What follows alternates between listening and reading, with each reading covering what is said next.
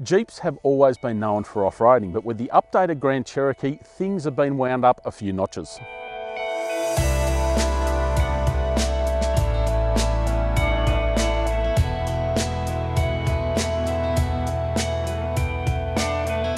Meet the Grand Cherokee Trailhawk.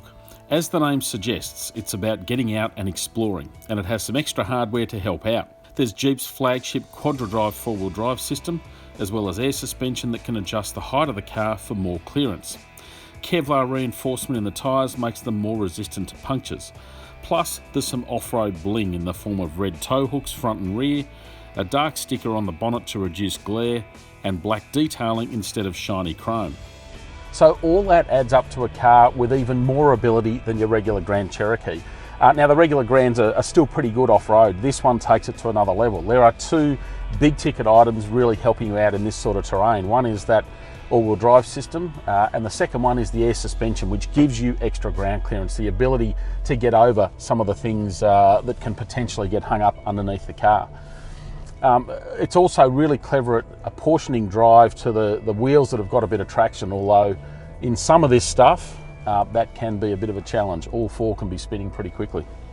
There's still the occasional Grand Cherokee shortcoming, so wheel articulation, it's good, it's not brilliant, so occasionally you will kick a wheel into the air, but it generally does a really nice job.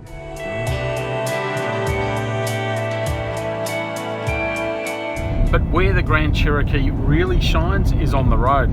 With a serious off-roader, once they get bigger and more capable in that really rough terrain, they tend to be less friendly, less driver friendly generally on a regular road. But the Grand Cherokee, it's got a little bit of that, but it's also got plenty of the good stuff. So even though this one's the Trailhawk with the chunkier tyres and I guess some of those extra off-road compromises, it still does a really nice job on the road. It's comfortable, it's relaxed, it doesn't quite have the dynamic ability of a regular Grand Cherokee, but it's not far off it. And the compromises are there, but they're relatively minor for punting around on roads like this. It's also a really strong diesel engine, so when you sink your foot in here, you got a heap of torque that just muscles along, and it does it all at pretty low revs. In stop-start driving, you do get a little bit of turbo lag. It's sometimes a bit lazy getting off the line, but once you're up and running, that 8-speed transmission does a nice job. It's got some fairly closely spaced ratios, and thank God they've got rid of that stupid old selector. It looked like a walking stick. Now they've just gone to a regular gear shift.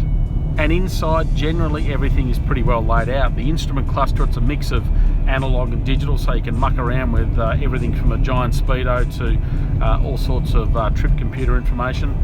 A great infotainment system, so some really good little icons and apps there that you can scroll around in really nicely. One of the negatives is the park brake. It's a foot operated one, loves to dig into your shins. So where does that leave the Trailhawk? There's a lot of money, and keep in mind this is a $74,000 car, so a lot of that's gone into making it a very, very competent off-road machine. If you're not going to take it off-road, frankly, I wouldn't bother. If you are, great, you're getting a heck of a lot of ability and features in what is a pretty good and well sorted package.